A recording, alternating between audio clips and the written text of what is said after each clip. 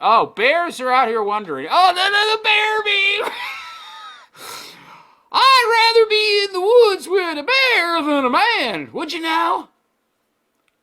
How about after hibernation? Eh? How about after winter ends? How about in spring? Would you rather be out there with the bear then?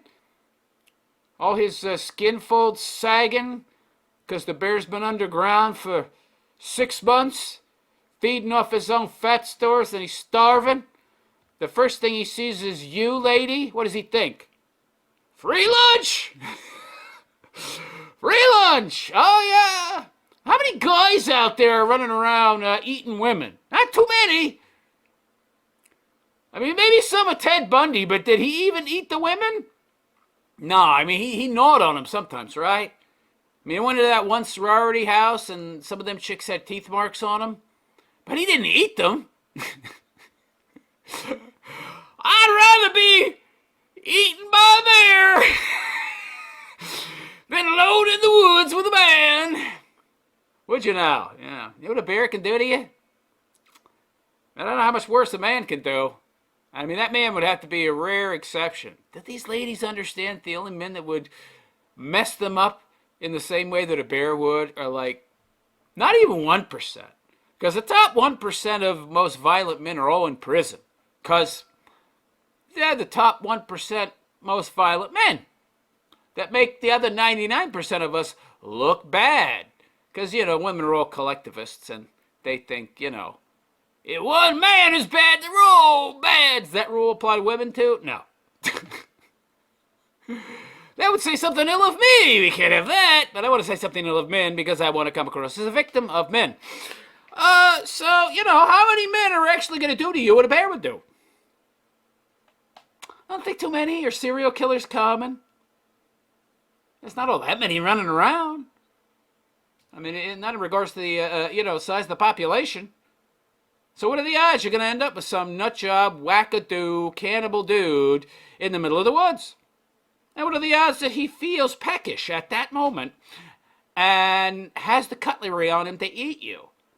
Okay, you're in the middle of the woods, but he ain't got claws. He ain't got, humongous giant canines. He ain't got the kind of jaw strength that maybe he does. I don't know. I guess he could eat you, I mean, maybe he's got bad teeth.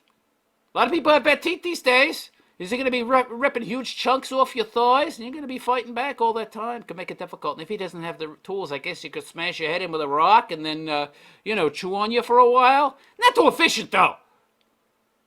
You'd have to have a very, very rare conflagration of a whole bunch of different, highly unlikely events, happenstances, to end up in the woods with a dude that was a cannibal that could avail himself of his cannibalistic nature and had the required cutlery to make it worth his while. And he'd have to be very peckish as well, because women these days packing a lot of pounds. So, you really feel safer with the bear who's lost 400 pounds of fat during his hibernation and is very peckish than the dude who odds are isn't a psychopath cannibal? I don't know, ladies. I think this is a cell phone and a big giant L in regards to your claims that you have powerful logic and reasoning skills. If you think being in the middle of the woods with a bear is somehow safer than being in the woods with a dude. But what do I know? It's insanity. Yikes. Yeah. Bears out here wondering what they did to deserve all these delicious snacks. I got some woman. It was like the majority. It was the majority of women. It was like they asked like 10 broads, and one broad is like, I'd rather be out there with a man. And then the 9 were like, I'd rather be out there with a bear. Yeah. I mean, how easy is your life that you think bears are somehow friendlier than dudes, right? And by the way, how do you think you've gotten to where you are now? Men protecting you. Oy vey. Ridiculous. Ridiculous.